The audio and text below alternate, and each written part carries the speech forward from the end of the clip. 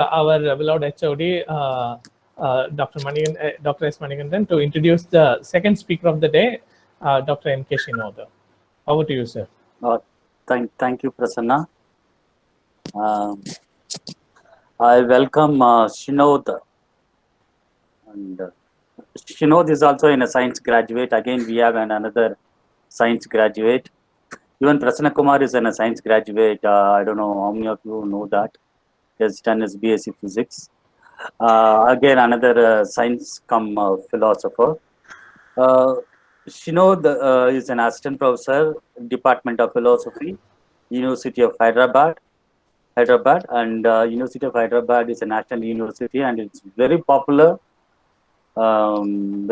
university. Especially philosophy is very strong there in Hyderabad University, and his academic experience, he is an assistant professor in the same university from 2020, and between 2017 and 19 he has done his postdoctoral fellow from the Department of Humanities and Social Science, IIT Delhi.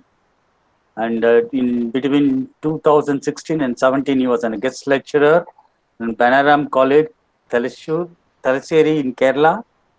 And he was a instructor in IISER Tirunandapuram.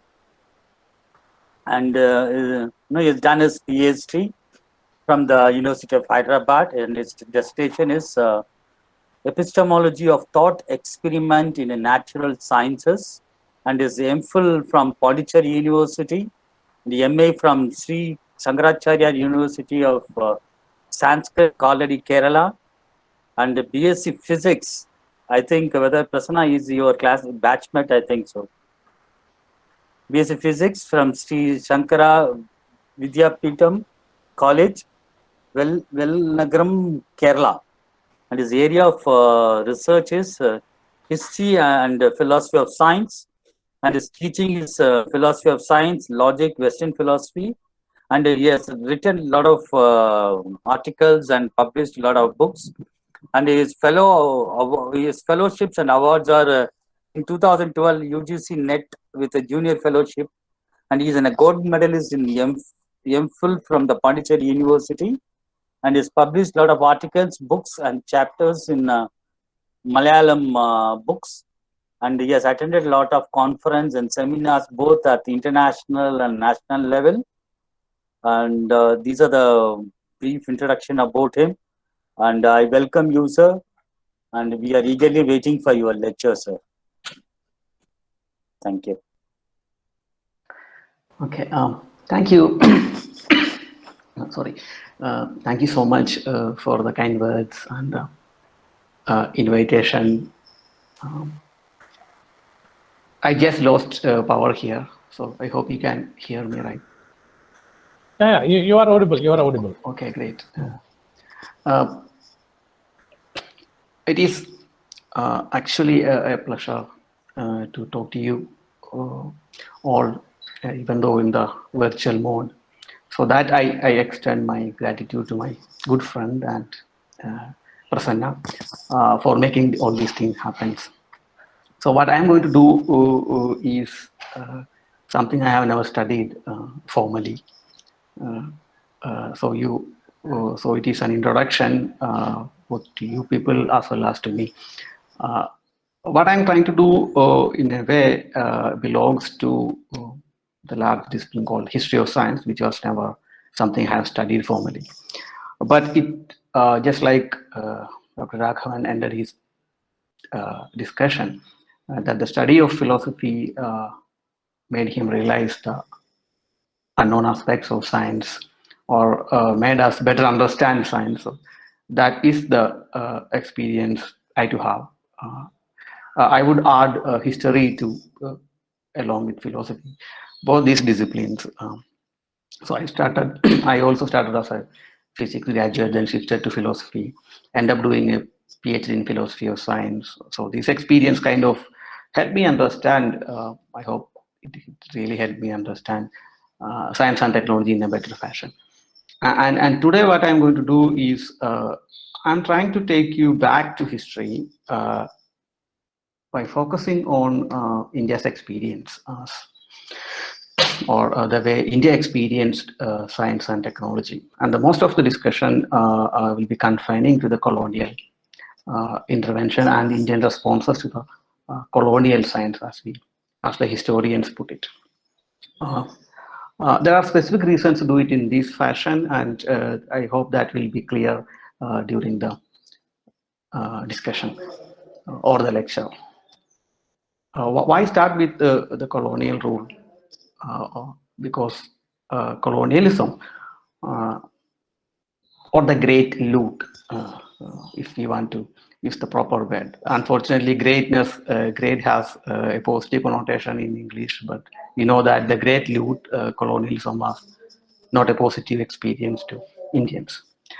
Fortunately or unfortunately, colonialism, the British rule, shaped not only Indian responses to science, it in a way shaped the philosophical understanding we are having right now.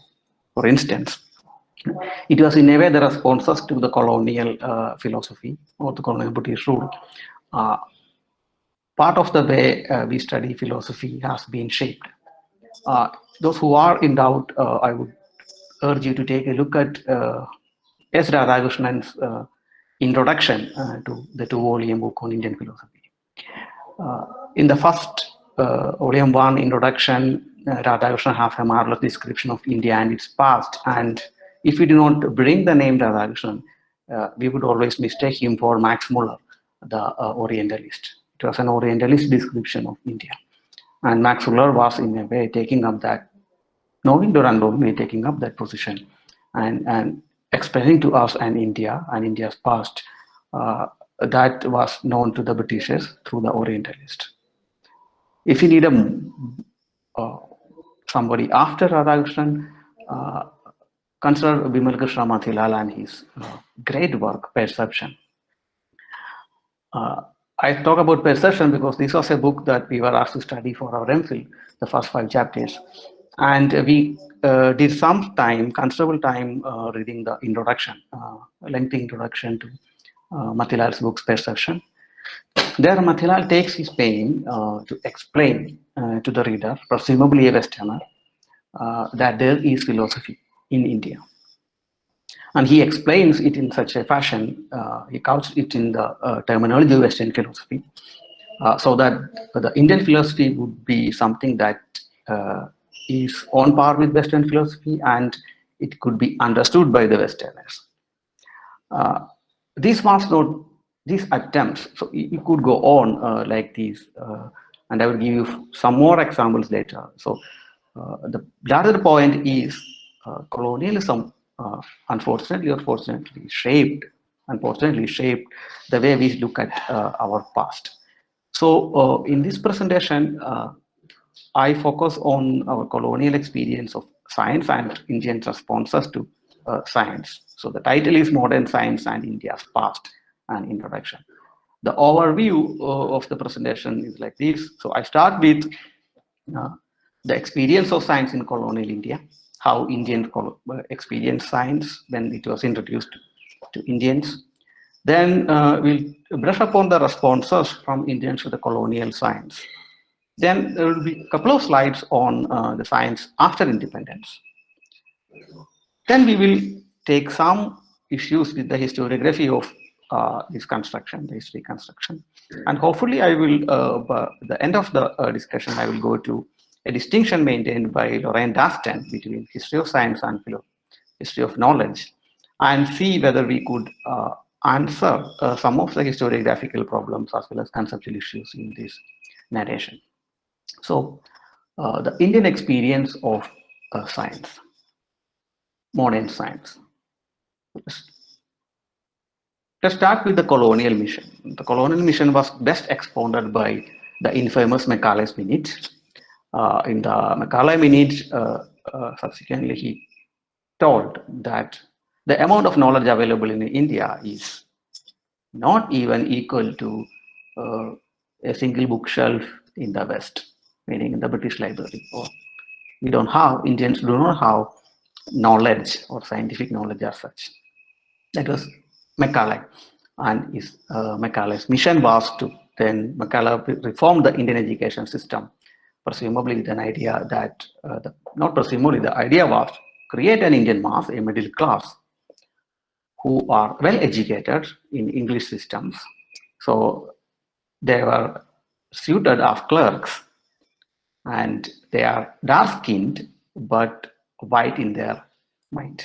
Or Macaulay's system of education tried to create a middle class in India, a generation of clerks, so to speak, so that they will speak English. They were brown skinned, but in their mentality, they are British. In a similar fashion, in 1875, February 18, Richard Temple, the then governor of Bengal, wrote to the Viceroy notebook. This is a quote. I took it from Dharmabal. So, Bengal governor writing to the Viceroy saying that, see, we need a reformation in our education system. So far, we were teaching in our schools art and law and that kind of public administration, law, art. But it seems that the Indians are not unhinged. They are not touched by this art and this stuff because Indians mistakenly, that is the crucial part, maybe mistakenly, Indians believe that they have better art and better law. So we shall do more to direct their thoughts towards practical science. If we introduce science, where they must inevitably feel their utter inferiority to us. So the governor is urging Viceroy to introduce science in India so that Indians would feel their utter inferiority to the colonial master. This is not the only way, but this is probably one of the decisive moments in the history of colonial India and the history of colonial science. So, in a nutshell, science was introduced, or modern science was introduced to Indian mass as a tool to enslave the Indian mass and give them under the clutch of colonial mastery. This is not just science. And similar stuff or similar things happens in philosophy as well. For instance, Viceroy Lord Wellesley was facing a lot of upbringings in India around 1798 from the locals were warring, protesting against the Westernists. So what he did was he was looking for a philosophy that would divert the Indian mind from this aggressive mode. So invariably, Wellesley found Advaita Vedanta as the philosophy that would help them implement the Western ideas without much protest from the Indian mass. So what they did that any other master would do. They started funding for Advaita Vedanta. That means there will be more funds to Advaita Vedanta schools. Consequently, now we know Advaita Vedantins are dime a dozen in India. We would get them everywhere. So slowly, Advaita Vedanta became the philosophy of India. Prior to that, Advaita Vedanta was one among the many philosophies that India has, along with Nyaya, Sankhya, Vaisheshika, and the two or three Nastika traditions. So the colonial mission was to ensure that the Indians are enslaved, both in their mind and in their body. This doesn't end here. However, even the meager introduction to science changed in a way the Indian mind. Then what would you do? You don't want Indians to learn science and become independent, or you don't want Indians to learn science and get the knowledge of the Western light, so to speak. Then what they did was, this is another quote from Deepak Kumar, who in a marvelous essay explains how racial was the introduction of Indian science in India. So here is the case. So Indians were now introduced to science and technology, Western science and technology, but they were not allowed to take up good positions. They were allowed to continue as lower division clerks. When they were offered a position, they were offered the lower position. This is like J. Mulheran. He was doing the topological survey of Hyderabad. And they require less assistance from the local authorities, who, the Indians, whenever they are hired. And Indians are hired when the position is available and if the work is dangerous and if the work involves unhygiene situations, then Indians are hired. So this is the rationale. They require less assistance from the local authorities, means Indians can engage with the locals quite easily, and they have greater influence with the people, and most importantly, they are easily disposable, more rapidly replaced. To put Mulherin's own words, they are rapidly replaced if they give dissatisfaction, and as a body, they are more easily managed and directed. Meaning, if you hire an Indian, especially for dangerous works, if he dies there, it's not an issue. You can easily dispose him, and you can easily replace him, and you can easily manage him. So this was the way Indians were hired in the colonial administration for jobs, especially scientific jobs like surveying. But things doesn't end there. It came to this way. Dibakumar notes, what colonial masters again did was they did not introduce science in its full-fledged manner. Rather, Tattwabodhini Patrika notes, it's a Bengali magazine, I guess, that what was taught was mathematics. It was given much more emphasis. Around 14.5 hours per week was given to mathematics compared to the amount of time spent towards history or other kinds of sciences. Presumably, the Tattwabodhini Patrika notes, one might think that this is done with a view to create a class of junior surveyors and calculators for assistance in the gigantic topographical and cadastral operations. Basically, the idea is to create clerks that could calculate. This, in a way, was the first-hand experience of Indian mass to the introduction of Indian science. And the experience doesn't end here. If we go through something like that is narrated by K.N. Panikkar. So Panikkar, in an essay titled "The Great Shoe Question," it's a funny essay. The Great Shoe Question was a question: who can wear shoes and where and when? So, at a period, Indians were asked to remove their shoes if you are entering a court, especially a British court. So K.N. Panikkar was basically narrating this issue of humiliation by pointing out a lawsuit between a Parsi named Manokji. It happened in Surat court in 1862. So Manokji, a Parsi, was complaining to the judge that he was asked to remove his shoes. So Manokji declined for various reasons. One was religious reasons. So as a Parsi, his religion prohibits him to remove his shoes because this is a humiliation. This goes against human dignity. So anything that goes against human dignity any action that goes against human dignity is prohibited by his religious sentiments or his religion. As a Parsi, Manokji appealed to that. Not only that, Panikkar notes, Manokji also appealed to the British rule. He says that there is no rule that dictates the Indian to remove his shoes when he enters the court.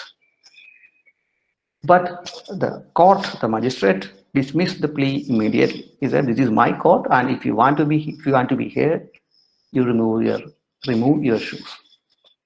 Simply put, Indian has to show the benevolence or always show or to be aware of the hierarchies in the colonial system. So from this, you get to know the kind of humiliation any self-respect Indian might have at that time. So this, in a way, gives us the glimpses of the colonial experience and the way science was introduced to India. So the colonial narrative regarding science is quite simple, and I forward it in the form of an argument here. So science, modern science is an epitome of rational inquiry and knowledge. Nobody disagrees to this, even nowadays. The second question, the second premise is only the West has science. And the race, presumably the Britishers, the white British male, the race that has science is a superior race. And India and all other non-Western places do not have science. Therefore, those races like India are inferior to the West. Therefore, consequently, the inferior races has to be governed and civilized by the superior one, the one that has science. So this argument, in a nutshell, shows the colonial narrative of science. So science and technology is the epitome of human inquiry and rationality and knowledge. Only the West has science, and the race that has science is a superior race, and all other races has to come under this race and to be governed and civilized by this particular race. This was, in a nutshell, the colonial reality of India. Indians didn't succumb to this in the wholehearted fashion, so there were responses. So let's start with what could be termed as the Bhadralog's ego. Bhadralogs, as most of you know, are Bengalis, well-educated or English-educated Bengali middle class, well-mannered. These are called the Bhadralogs. This is a quote I took from Somaditya Banerjee's recent work, The Making of Physics in Colonial India. So Banerjee in the work, this was incidentally his PhD thesis too. So Banerjee examines a couple of physicists, Jain Bose, and Meghna Saha, and looked the way how the colonial reality shaped this particular scientist as well as the science they created. J.C. Bose and Meghna Saha in particular. So Bhadralogs as a group were distinct from the European officials as well as the traditional intellectuals. So Bhadralogs, if we put harshly, are actually the products of the Macaulay project. They are not like European officials, and they are also not like the average Indian. These are people groomed in the Western education system, but they have roots in India.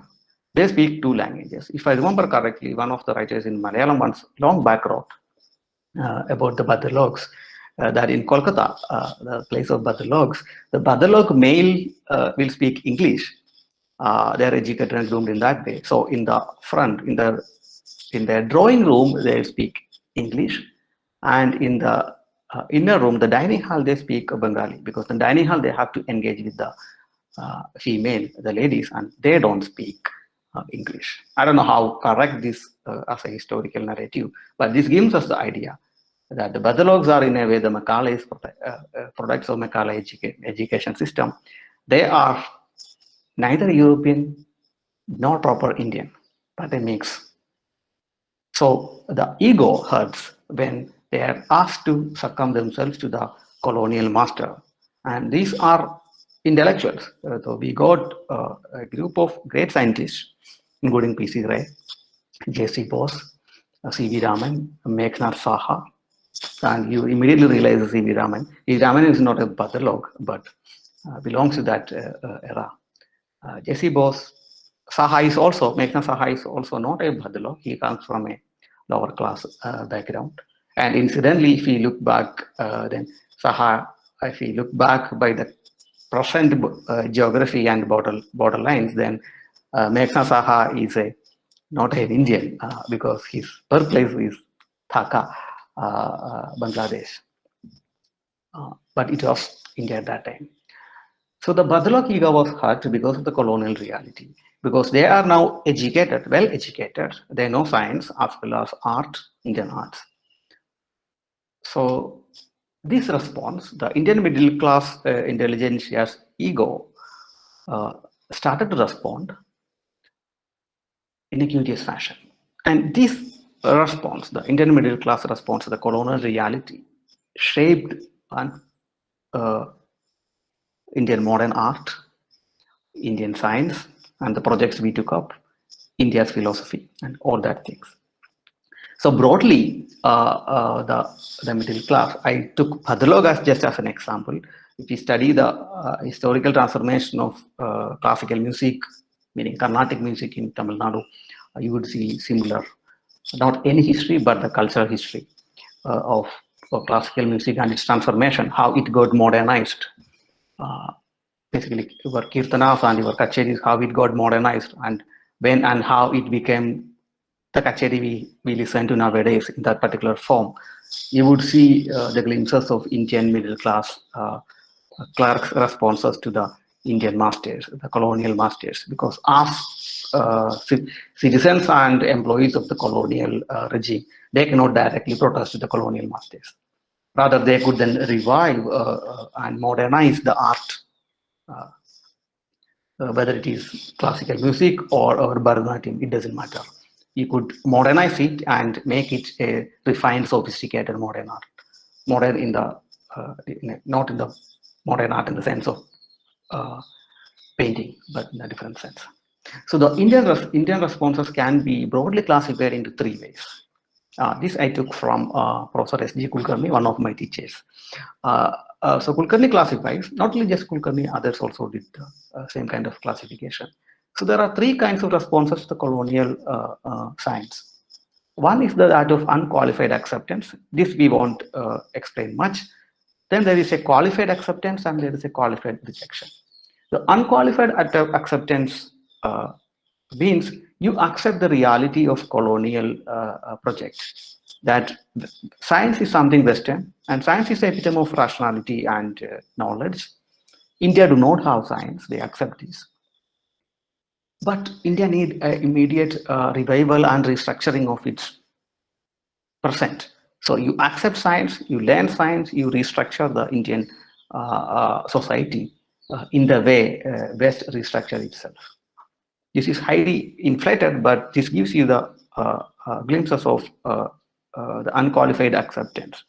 The proponents are named as the militant nationalists of that period. One is Vinayak Damodar Savarkar, and the other is Tilak and that group.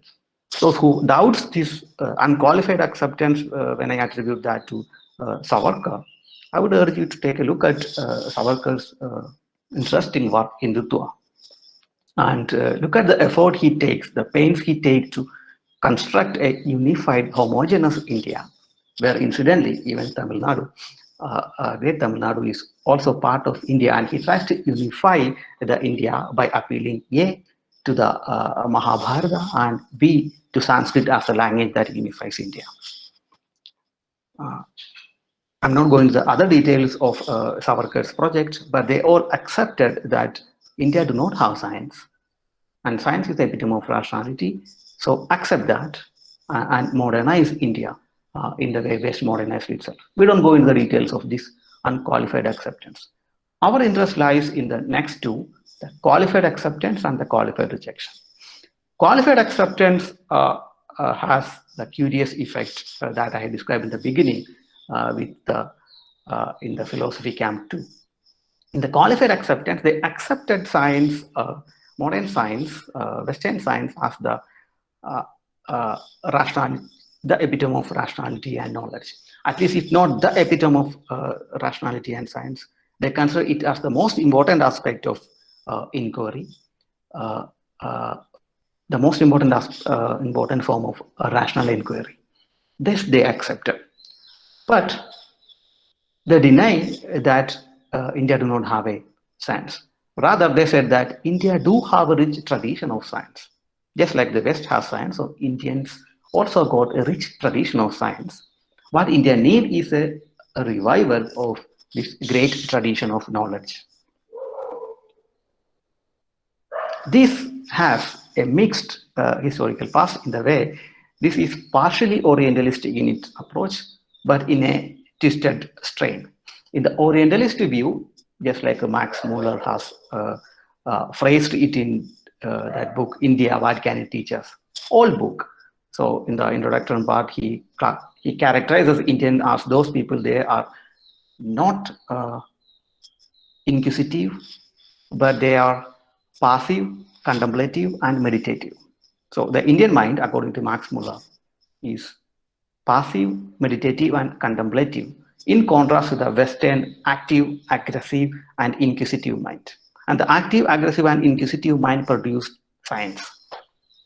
So Orientalists won't say that India had science, but India had a great golden past of spirituality. And anybody who has any sense of India and its caste system know that this is utter false. But this is how the golden history was created by the great Orientalists that did great service in some way. So in the qualified acceptance, in this strand, people accepted that India has a golden past, not only that of the great spirituality, but that of a great scientific tradition. Great proponents, I would give you two examples. One is P.C. Ray, Acharya Prafulla Chandra Ray, a great Indian chemist, and Aurobindo as well as Vivekananda. So this approach, the qualified acceptance approach, took two different strategies. One is construct a past, a scientific past, and show that India has a scientific tradition. So P.C. Ray took this route. P.C. Ray, Acharya Prafulla Chandra Ray, wrote two volume book on a history of Hindu chemistry, volume 1 and volume 2, where he showed that India has a rich tradition of science, and it goes, as usual, it goes back to the Vedic period. Not only just P.C. Ray, there are others, but P.C. Ray is an example exemplified in this way. He's a great chemist. So he took it his job to show that there is chemical tradition in India. One interesting aspect we could note here is that when P.C. Ray and others, the proud nationalists, tried to show that historically there is science in India, what they try to do is that they identify science with a method. It might be Baconian method or the Mill's method. You don't need to know the details, but Baconian method is basically the method of induction as well as that of Mill. So you go, you experiment, and you generalize from your experiments. Simply put, that is the Baconian method in its most watered form. So in other way, inductive generalization is the method of science. So what our Indian patriots try to do is that they also try to show that the Indians employed the same method in their knowledge traditions. So you go there, look for this kind of method, identify it, and tell the people that there is science in India because Indians also use the same method. You compare this with Mathilal's introduction to his perception, you would see Mathilal taking similar pains to show that there is a method. He did not use the word method, but there is a way to do Western philosophy. He identifies one. If that is the way to do Western philosophy, Indians also did philosophy in the similar way. So he wanted to call Indian philosophy the Sanskrit word Anukshigi. Those who are familiar with the book knows this. So incidentally, then Mathilal goes on and shows that what we now call as Gautier problem in Western epistemology has been a problem in Indian tradition too. I think it was the Magirti, but I forgot the names. You could ask Raghavan for the details. So Mathilal see parallels between Indian and Western philosophy, where there is in the modern Western philosophy, you could see something like Gautier problem. You would see similar problems in Indian tradition too. So the strategy here is to construct a past, and that gels well with the idea of science or knowledge the Westerners has. That is one route. The other route is that of Vivekananda and other spiritualists assimilate Western science. These people won't say that India had a science. They would stick with the Orientalist construction of Indian's past, the golden spiritual past, but they try to show that there is no incongruency, no inconsistency between the Western science and the Indian philosophical systems. And in this mode, we dehistoricize science, meaning science is taken away from its history and its actual practice, but show that in essence, science and spirituality goes hand in hand. In order to substantiate these claims, I would throw you two examples. One from Acharya P.C. Ray. This is his preface to the second edition of volume 1 of A History of Hindu Chemistry. He writes, read from the second line. The astronomy and mathematics were not less advanced than those of Tycho Brahe, Cardan, and Fermat. And Fermat and Brahe, these are great scientists as well as mathematicians of the West. The anatomy was equal to that of Vesalius. The Hindu logic and methodology more advanced than that of Ramas, and equal on the whole to Bacon's. The physico-chemical theories as to combustion, heat, chemical affinity, clearer, more rational, and more original than those of Hemon or Stahl. So simply put, Ray is comparing Western science with that of India and trying to say that Indians had science that was on par with, sometimes better than that of the West. So create a history that gels well with the Western perception of their own past. So this is one response. With this response, Bhadro could raise his head and say that so we are at least on equal terms in terms of rationality and inquisitiveness with the West or the colonial master.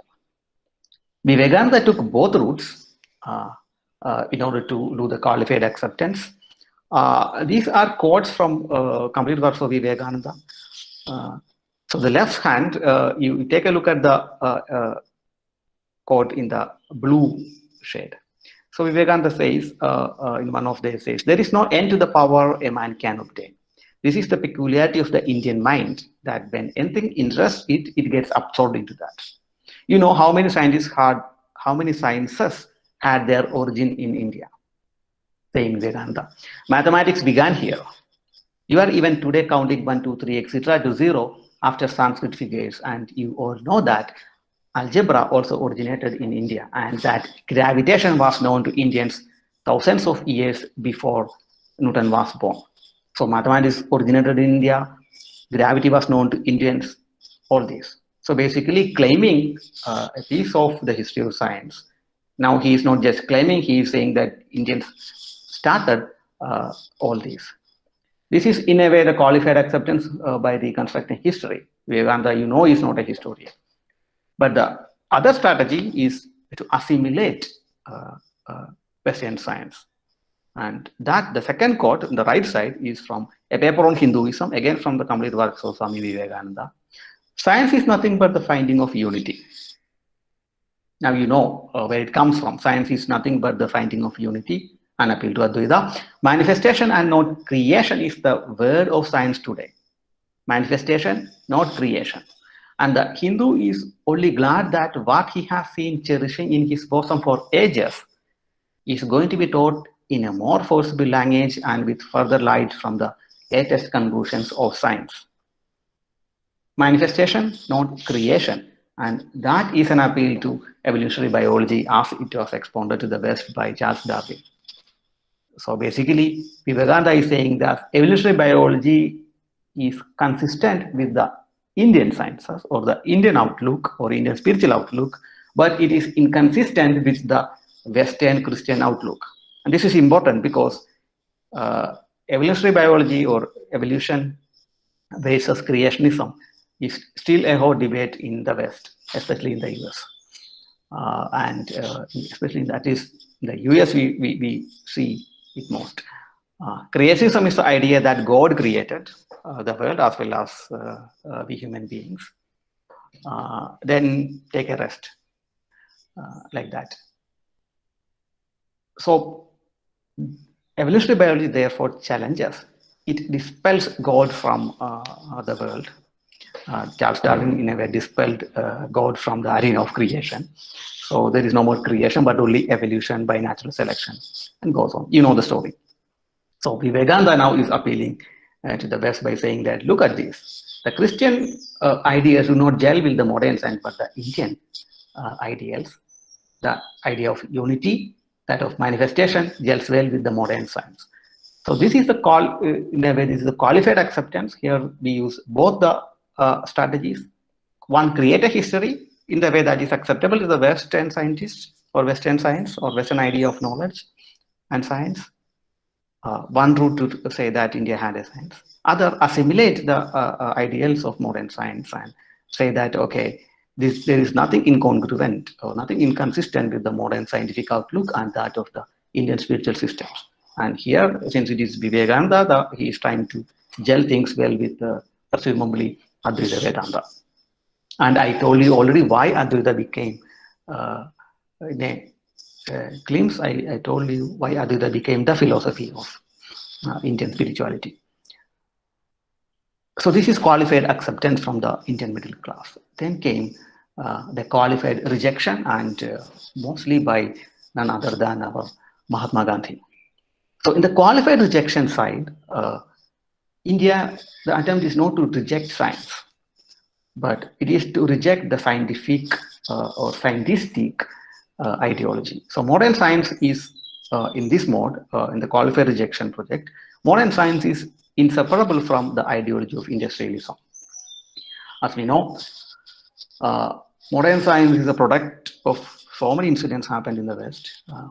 One was the industrial revolution, the capitalist industrial revolution, so to speak. So we cannot disassociate science from that ideology, or Gandhi calls it the ideology of the greed. Therefore, Gandhi would say we shouldn't allow the scientific ideology to dictate Indian life or any life for that matter. So what we do as a strategy is we do not try to create a history of India where we had science. As like Dr. Sunil Pillai used to say, among all the among most of the freedom fighters of India, those who went to jail, Gandhi didn't write a history book. Most others wrote history book.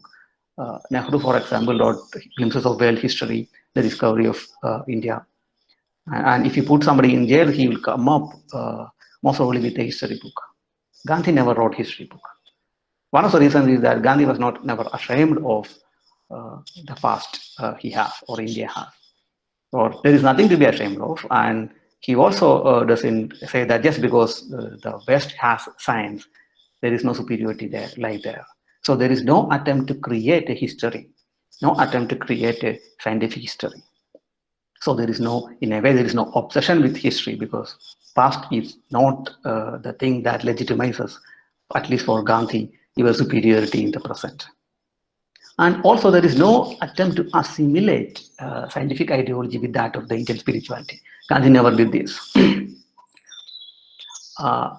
Or there is no mixing of Vedanta with quantum mechanics. So when we read Vivekananda, for instance, you would see constant references to Newton and gravitation, because Newton was the scientist of that period. Quantum mechanics arrived the scene much later. Quantum mechanics is recent, late entry, 60s, I guess. Even in the 60s, it was only the one phase was just ending, 1960s. So the appeal was always to the Newtonian science, and we will see why it was important later.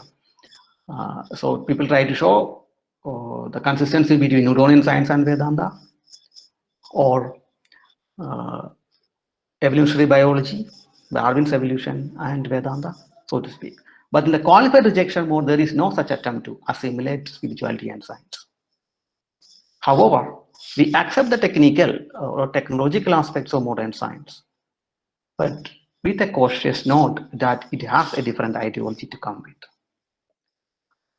And the more emphasis will be on Swashraya or Swaraj, as Gandhi phrased it.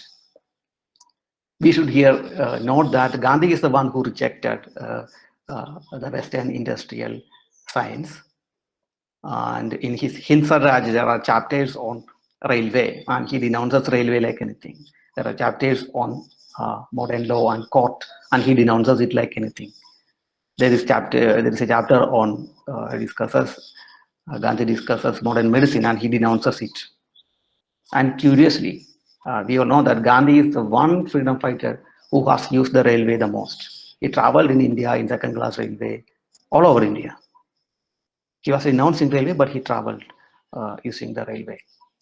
He denounced modern Tapal, but he is the one who wrote most letters, I think, among the Indian freedom fighters. He wrote letters like anything.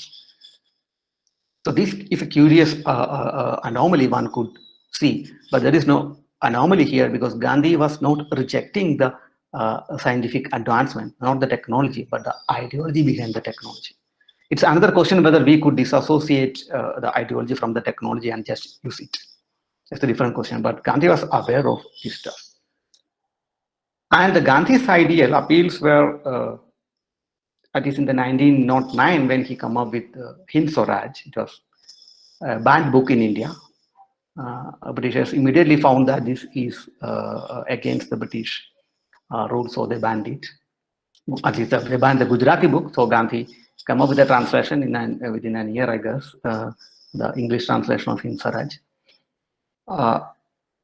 And curiously, this book, Hind Swaraj, was not accepted by many people.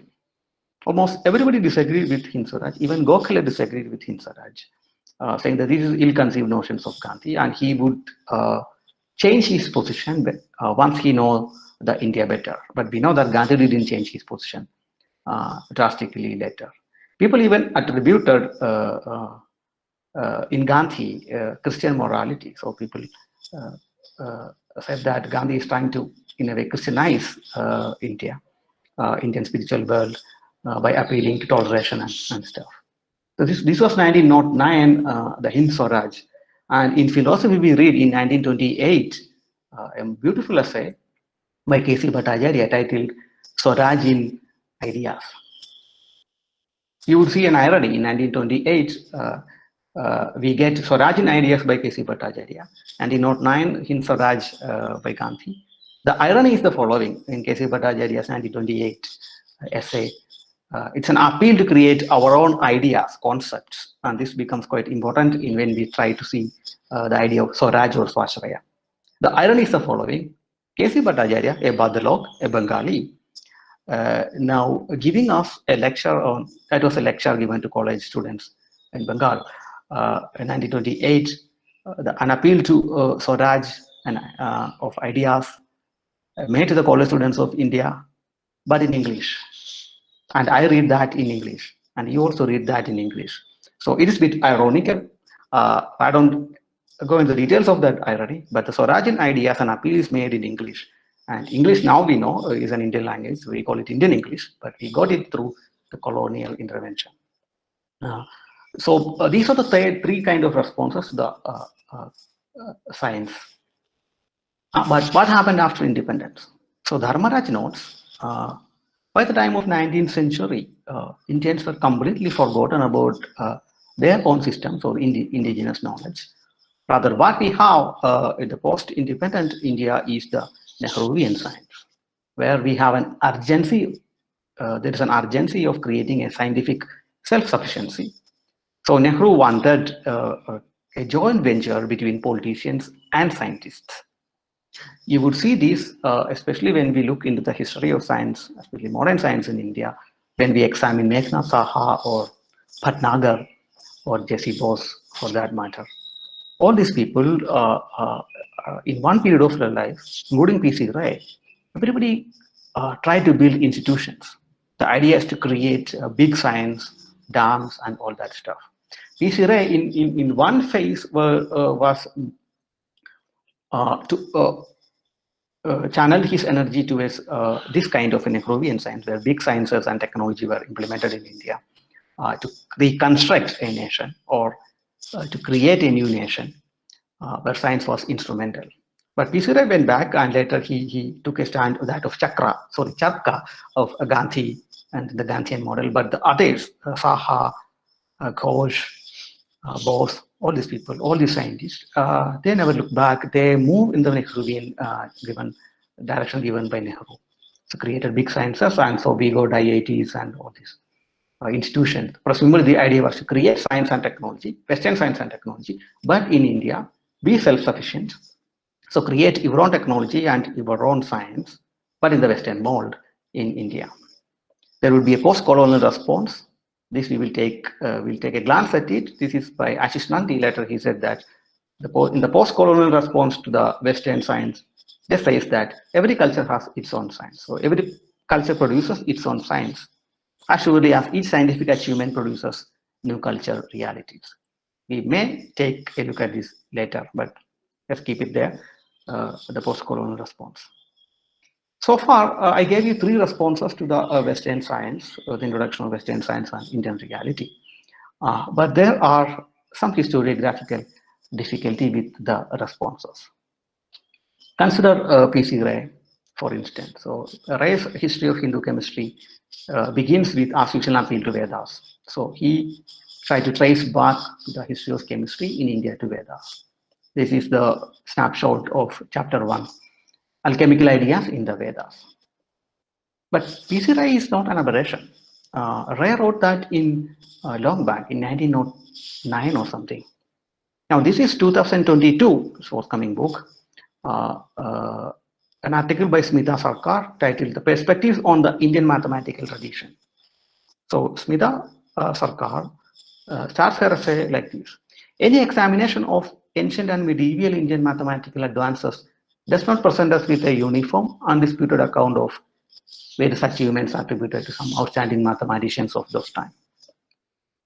Indian mathematical tradition in India is said to date back to Vedic period, when mathematics consists of geometric techniques needed for rituals and so on. So this is 2022. Smita Sarkar. So she also traces the origins in a way. She's not contesting this anyway in the essay to the Vedic period. And she also uses the classification of ancient and medieval India. This throws us some historiographic issues.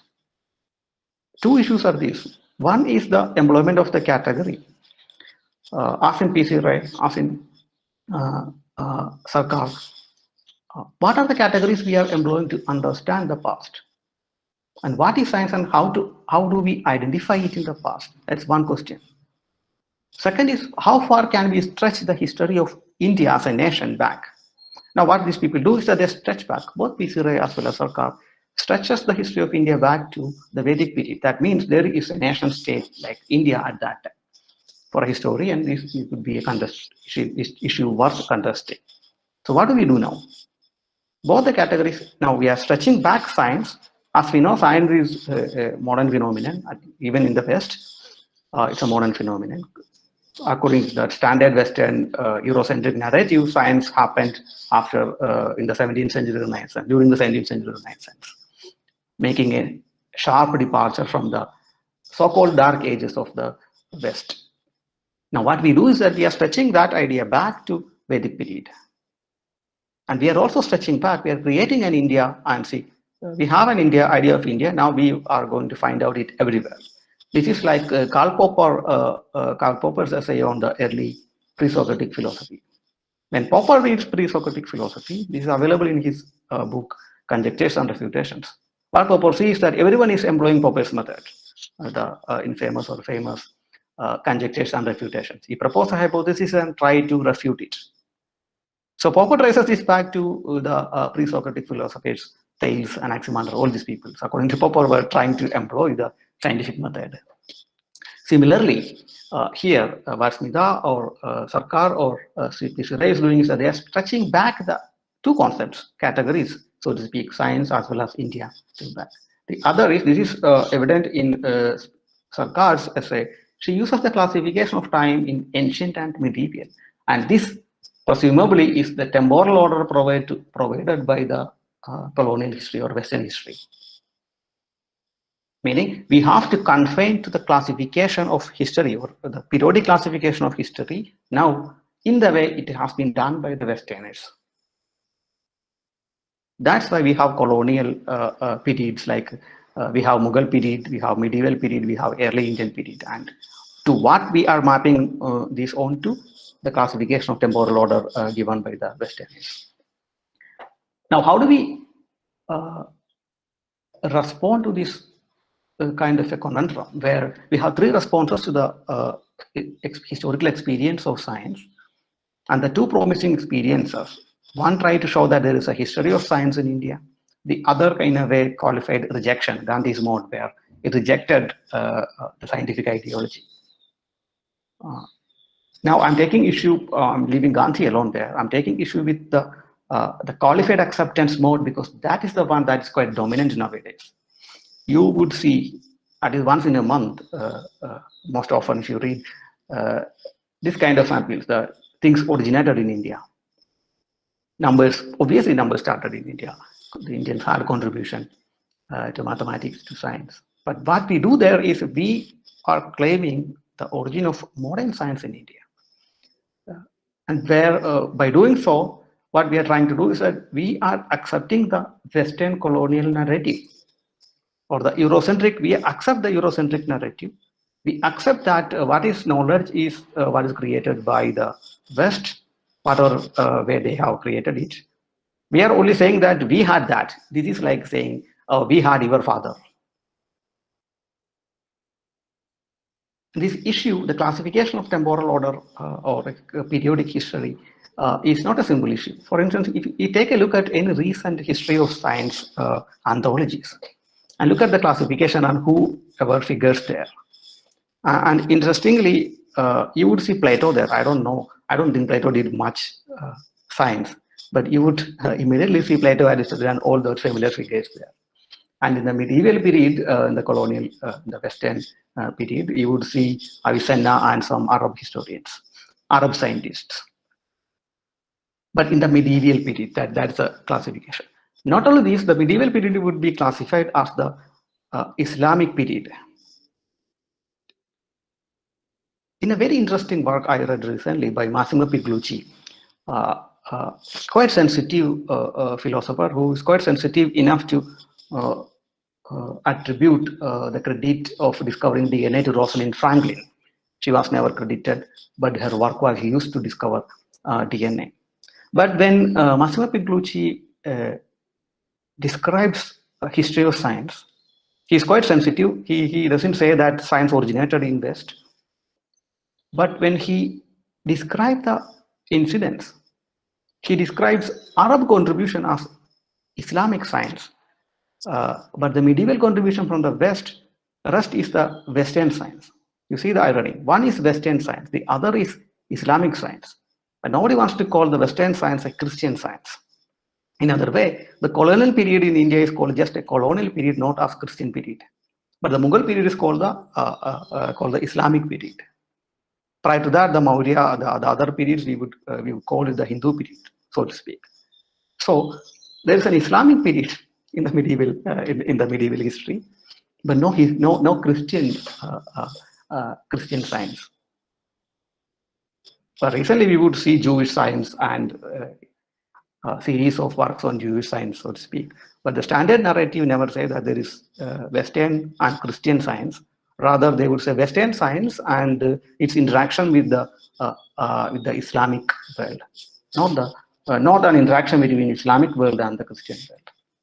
So the classification of historical periods is not an innocent enterprise. That's what I want to say here. So Prasanna, how far can I go? Should I stop here or? Like you may take another 5 to 10 minutes. Okay, then so this happens. These historiographic issues are there in Indian responses to the Western science. Now, what do we do? Should we say that we did not have science and knowledge? One of the ways out, I think, is via making this distinction between history of science and history of knowledge. It was maintained by Professor Lorraine Dastan, a historian of science from the Max Planck Institute, Germany.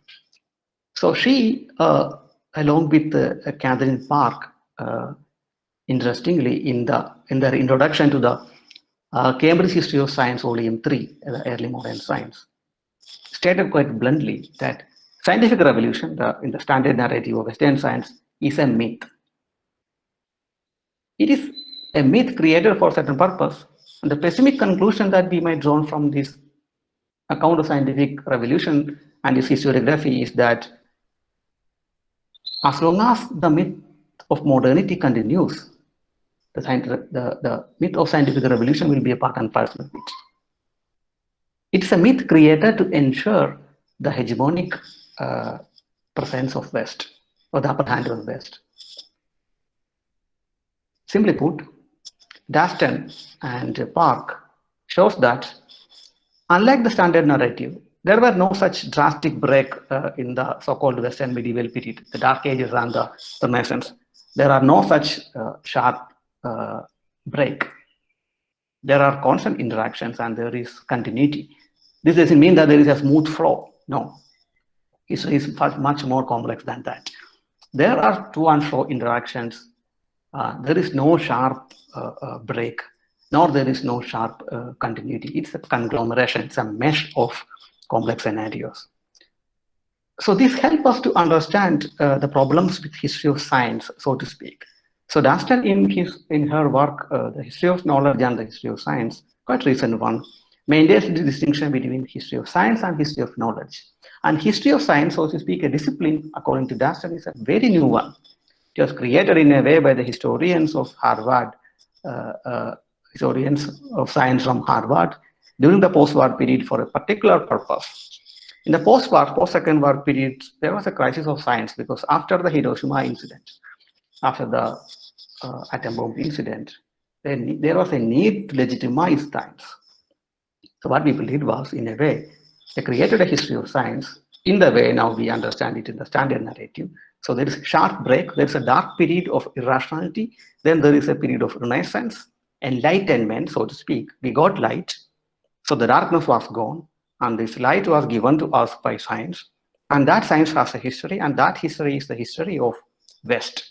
What these people do is that during the construction or reconstruction of scientific past, everything that doesn't confine to a kind of a Newtonian scientific worldview was chopped out.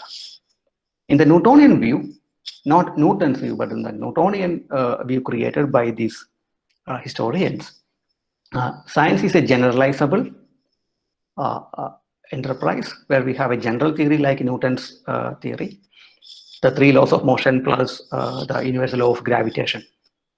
That gives us a perspective. If we put it in the terms of Akhil Bilgrami's take on Newton, Gandhi, and enlightenment, the Newtonian worldview has even God there, but God stands outside the world systems. So the world is governed by its own laws and stuff, but God is standing outside, and world is devoid of any value, so to speak. We attribute values to the world. Now you would see why it was so quite easy for the Industrial Revolution to exploit the world in whatever way it wanted. So in the industrial and technocratic scientific worldview, we can exploit the world whatever way we want because world is devoid of any values, but we attribute values to the world. So anything that doesn't confine to this metaphysical and scientific outlook, the Newtonian worldview is chopped out from science. Now, where do we find it? What is chopped out from this purview is the metallurgical traditions in India, chemical traditions, the Rasayana traditions in India. But remember, we cannot translate this back to the science, so-called science. These are knowledge systems. But this is not without any problems. Meaning the idea of history of knowledge is not without any problems. So we have to come up with some quasi understanding of what knowledge is. But this saves us from the irony of claiming their fathers as our fathers. This saves us from the irony that claiming a scientific past in the way West had a scientific past to India. We appeal to the history of knowledge because think about this mammoth work, 10-volume ethnobotanical work created by Van Reed titled The Hortus Malvaricus. It's a 10-volume mammoth book on the plant knowledge from Kerala, so to speak, produced in the 16th century, early 16th century. It compiles the plant knowledge from the Indian tradition. That was before the modern science. So when we appeal to science, instead of science, when we appeal to knowledge systems, we could see there is a long history of knowledge traditions in India, but not a linear narrative, not without problems. So here I stop.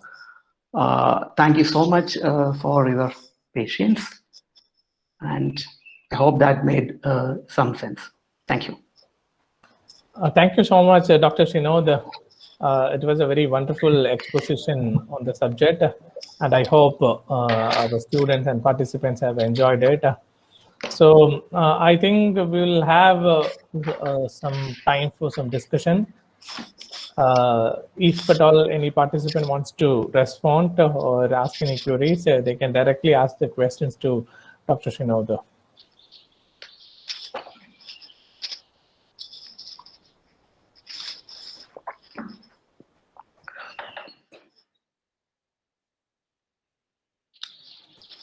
Yeah, I just wanted to say that the philosopher that Shinod may have been looking for was Dharmottara.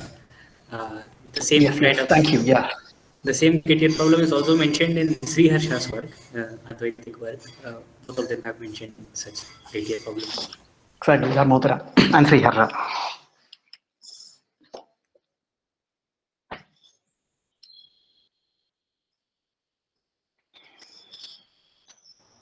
I think there will be some questions, but before anybody asks, I would like to ask a small doubt. Sure. It's not a doubt. Towards the end, you were coming to a kind of solution because, as you said, it is very difficult to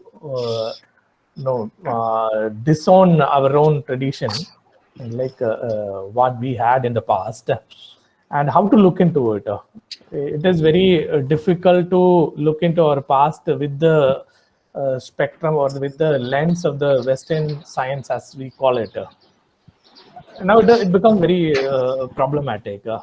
So the way you said was putting forward as no, trying to find histories of different kind of, for example, metallurgical history, scientific history, making local histories of science.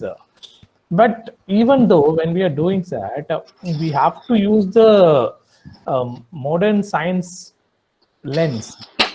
Without the modern science lens, you won't be able to dig into the past and say that we had this. Like, it is not the normal claim what we said we had everything, right? So even though in that we have the problem of looking into the past with the present knowledge system of what we know, within the framework of the science what we know. This is one question I would like to answer. So how do you overcome this problem? Second question I like to ask, see, there are claims, unlike the three claims what you said, response to the science in India. There is another claim which I see is that India had a unique way of doing science. This is another claim people used to make, that India was having a different way of doing science, intuitive way of doing science. Some people say how Ayurveda works so well, because what is the methodology adopted by them? It is not very it is not explicitly given what is the methodology adopted. So now we want to say that we had a very intuitive way of doing science, and that was very different from that of the Western science. So how do you look these two problems? Yeah. Thank you. Simple questions, but very difficult to answer, as always.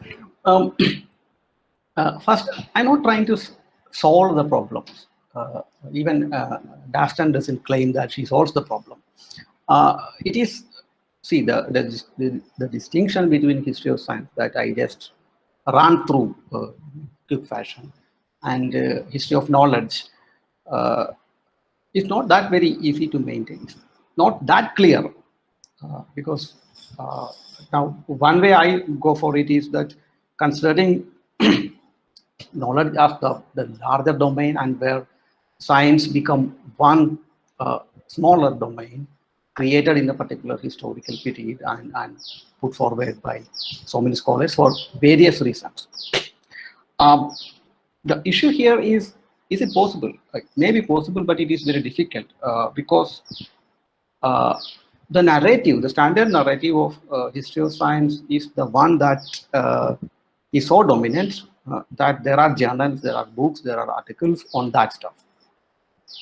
And history of knowledge is not yet a discipline, and history of knowledge, science is a discipline. So it has that advantage there.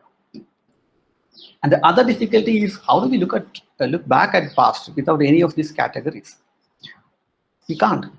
I'm not saying that we have to look at the past without any theory or any category. Rather, my simple submission is that it's not just my submission. I borrowed that idea from, now I forgot that scholar's name too. So fantastic scholar of history from Kerala, I forget his name.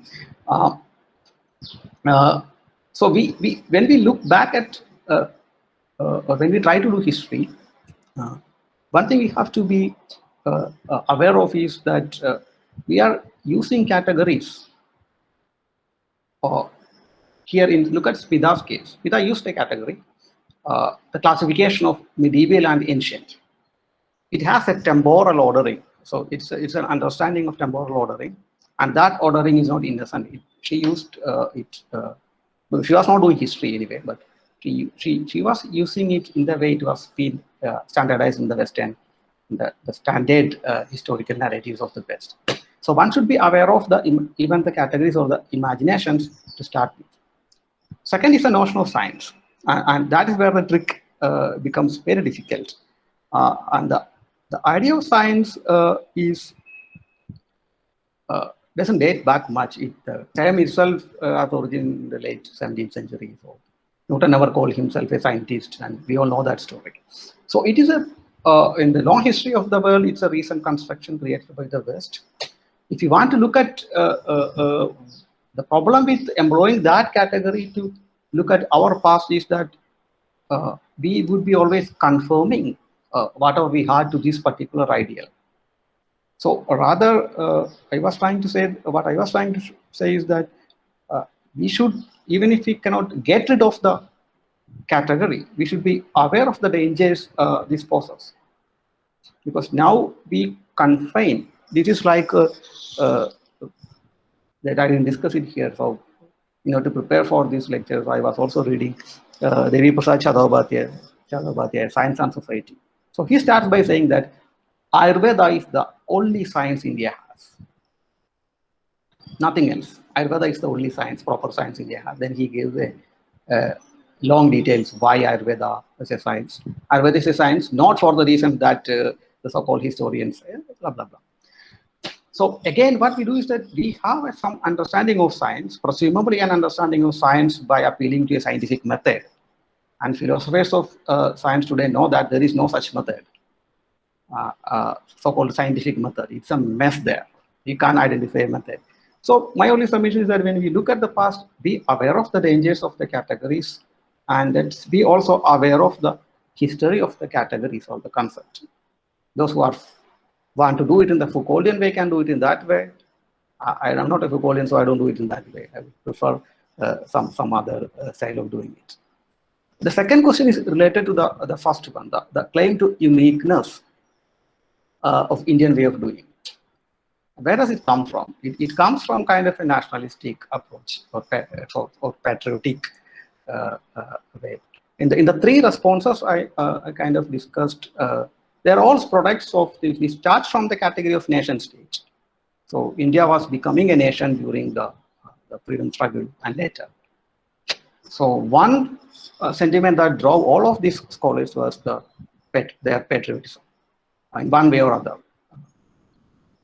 So given that category, people always will appeal to the unique way of doing, the Indian way of doing science and doing things. But at least our idea of history of science and philosophy of science tells us that there is no such one unique way of doing things that can be attributed to this particular region. And even there, when we say the unique Indian way, to whom are we appealing to? Are we appealing to the way that our A.K. Ramanujan did? Not A.K. Ramanujan, our Ramanujan, the mathematician, did his mathematics in the quite intuitive fashion. But that is not the way the other scientists work with it here. That is not the only way of doing science. So I understand the patriotic sentiments when people claim the uniqueness to India. I am a hardcore nationalist in a different way when it comes to this kind of claims. But I want to go to this extent and say that there is a particular unique Indian way to do things. It is just like any other way that people do things differently. I am extremely nationalistic, therefore I disown the kind of scientific history of science these people want to create. That the reason is that I am more nationalistic or patriotic than these people. I'm not saying that PC Ray is not patriotic, but now we have reached a time in history, so we can look back and say that, see, this is not what we want to do. That is, we are making ourselves prey to the Eurocentric history. We don't need to do that anymore. We can claim uniqueness in our own way. That's. I hope this in a way answers. Thank you, Shinod. Maybe Prasna, can I Ananta, you just can- intervene? Please, sir. Yeah. Thank you, Dr. Shinod, for giving us this enlightening lecture. See, I would like to recall about Michael Foucault when he taught the whole colonial enterprise, and all these were technologies of governance. It was all the technology of governance. But if you take the whole episode and what happened in Uttar Pradesh, you know, there have been books written like how Hakims and various local practitioners were totally destroyed, and the British called this as Quakery. There is no negation. You have not mentioned negation as a very, very important of the colonial exercise. You see, putting down of the indigenous people was one of the, that's exactly the act of governance. So it was a and like when you mentioned Macaulay was extremely clear when he said that we wanted brown looking people, but white looking in thought. You know, white people who could think like a white. And that's exactly which the science went into. And it was just not only Bhadralok. I mean, it was on all pockets. All the Maharaja's children went and studied. And it just not alone the Bhadralok, but it was also the Brahmins in South India and the Nabudri's children in Kerala who went abroad and got the benefit of the education. So, and coming back to this continuity that India's Ayurvedic system or anything, see, it was like, in the pockets of the upper classes. So that's why it didn't permeate to the whole society per se. Whether you say that there was Chakra and Shushruta and all that, what happened to the medieval ages? Because it did not permeate. So it was reserved to a benefit of a particular community, and that's why we lost it. And so we had to, you know, we have to completely agree to what Michael Foucault said, that this is what the colonials did was a technology of governance. And that is one of my ideas, but really enjoyed listening to you. Thank you. Yeah, thank you. I don't have any disagreement. Only thing is that I'm not a scholar of Foucault, so I only read some Foucauldians. But one thing I could say is that this is like again, I'll go back to Gandhi in Hinsa Raj. Gandhi makes this claim, so addresses the his editor and the reader. So he says, so are you looking for when the reader says we will retain the British apparatus, the military and the governance practices. So Gandhi asked the question, so you want the Britishers to go, but the British system to be here. It's like you want the tiger to go, but you want the tigerness without the tiger. So that in a way for me summarizes the situation. But yes, thank you. It's an act of governance, so to speak. Yes. Thank you.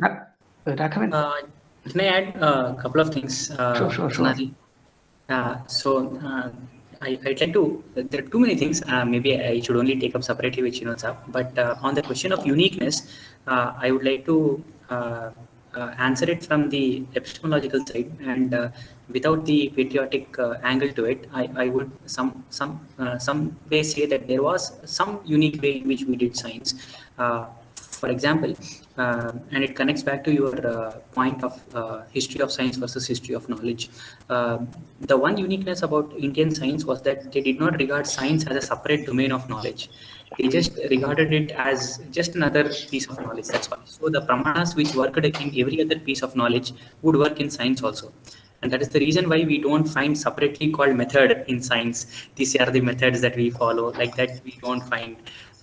So you find the same list, Pratyaksha, Anumana, Shabda. You find the same list appearing in scientific treatises also, which appear in the philosophical treatises. And there is explicit mention of method in Charaka Samhita, in the Vimana Sthana. All of these methods like Pratyaksha, Anumana, Yukti, etc. Are mentioned. Another example from mathematics is that, which historians like MD Srinivas have pointed out, is that we did not believe in coming up with a axiomatic system of mathematics. So this is another one of the unique features of Indian mathematics. So there may be some argument to say that we did science in some sort of a unique way.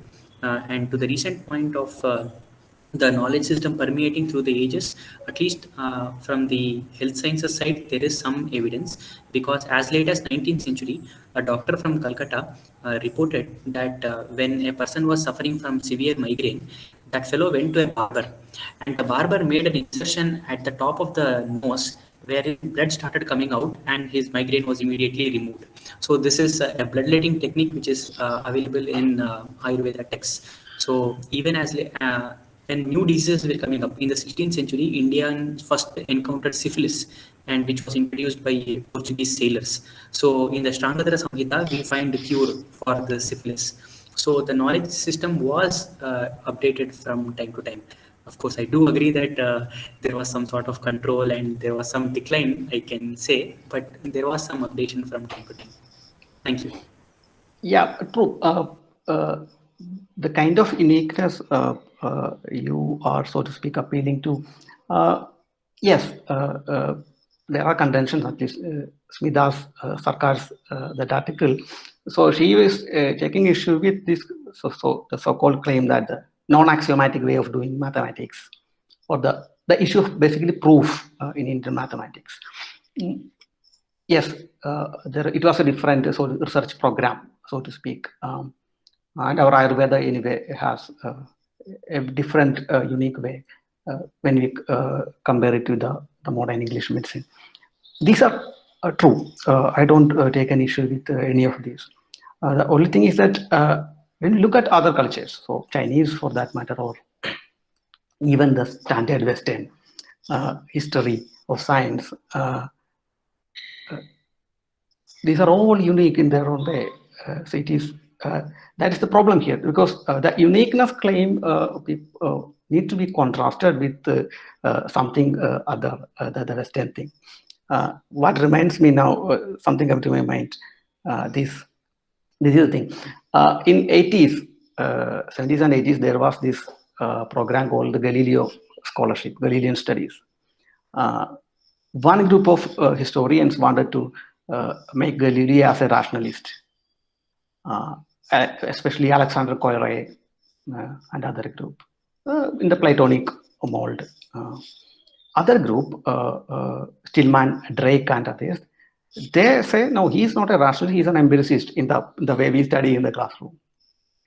But when we go through Galileo's work, he is using both these techniques, both rationalism as well as empiricism. He's a scientist. So a scientist doesn't care about rationalist versus empiricist. So he is kind of an opportunist there.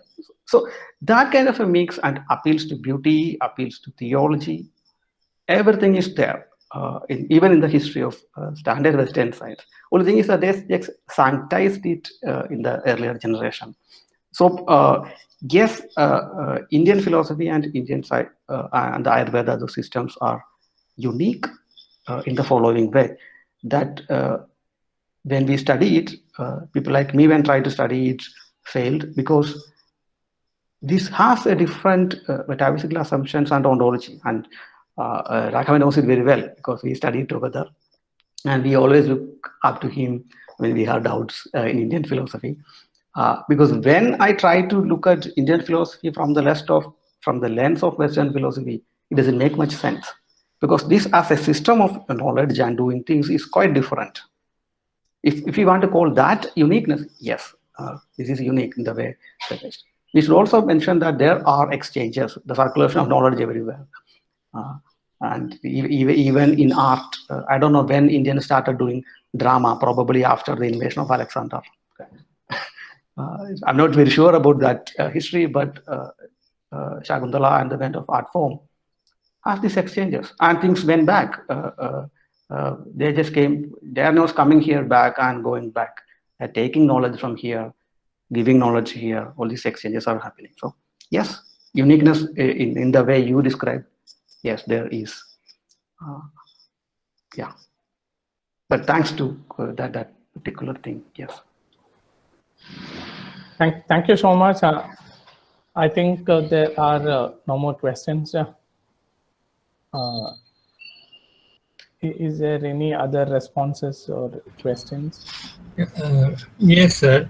Um, um, what you said was that Indian system of knowledge and the scientific like developments, cause and effect you connect.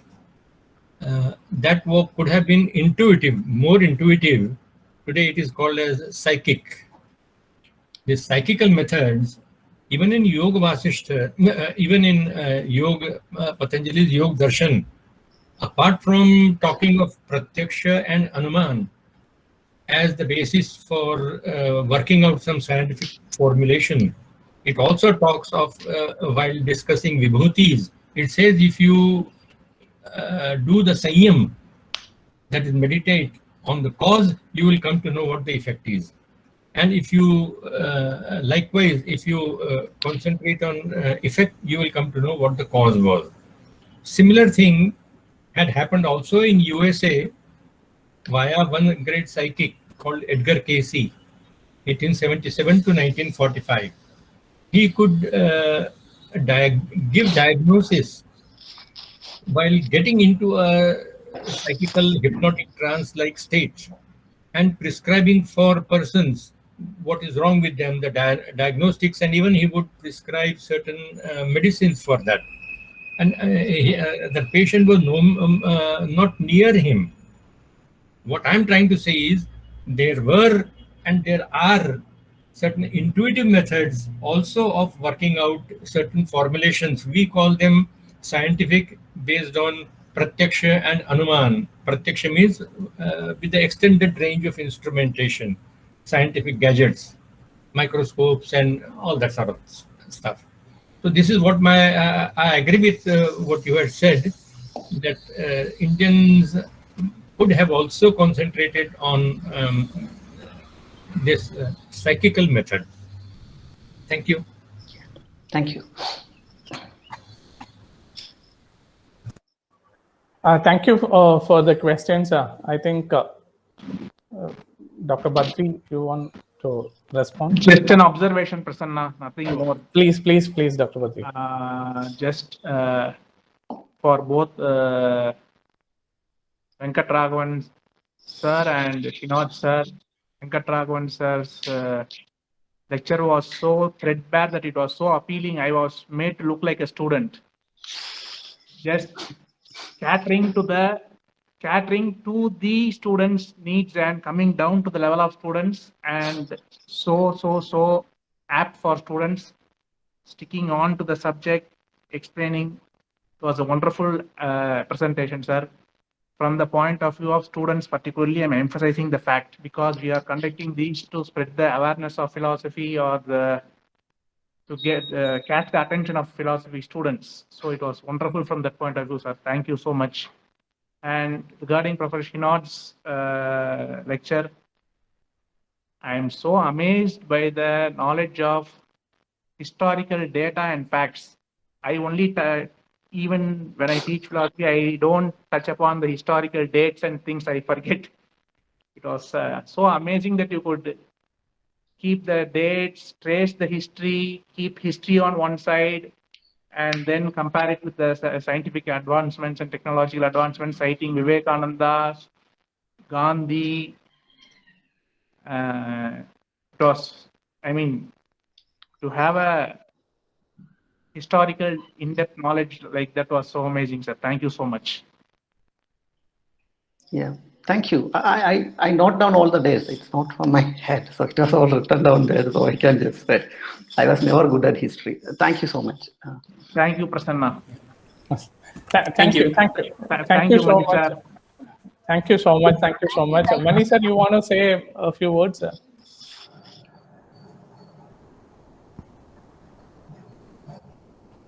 Thanks. Okay. Actually, I want to thank both the speakers for their intellectual feast to us today. Thank you. Thank you.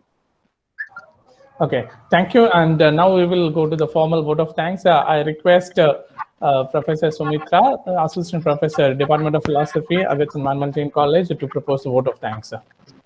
Thank you, sir. Good afternoon to one and all. It gives me immense pleasure to deliver the vote of thanks for this event to all the dignitaries assembled here. We take this golden opportunity to thank the respected chief guest of this event, Dr. Venkata Raghavan, for making excellent presentation, both English and Tamil, making the lecture interesting and meaningful to our students. Thank you, sir. I would like to thank our another chief guest, Dr. N.K. Shinod, Assistant Professor, who honored this function with his intellectual thoughts. Thank you so much, sir. I would like to express our sincere thanks to our secretary, management members to give permission for conducting this program. We thank our beloved principal, Dr. N. Venkataramanan, for extending all this cooperation and moral support. A sincere thanks to Vice Principal, Dr. B. Mahavir, for being part of this today's program. I extend my gratitude to the respected all the heads of the department, staff members of various departments and various colleges. Thank you.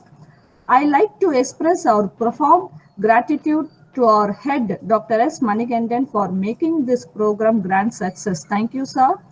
My most gratitude to our head Department of History, Dr. Anatha Krishnan, for being part of this lecture. Thank you, sir. I would like to thank to our office superintendent, Mr. Ravichandran, and non-teaching staff for their immense support. My special thanks who are joined with us, Dr. Badrinath Sir, Vivekananda College, Dr. Shekhar, MCC College, Krishna Kumar Vyas, Selva Balan Selvadurai, Professor Mohan Shenoy, Rajashekhar Ganeshan. Sincerely thanks each and every one. I wholeheartedly for glorifying this event with your gracious presence. Thank you. A sincere thanks to my colleague, Dr. Prasanna Kumar, the Master of Ceremony, and technical support for this event. Thank you, sir. Last but not least, we all the participants of today's program for making this grand success. Thank you. Thank you once again.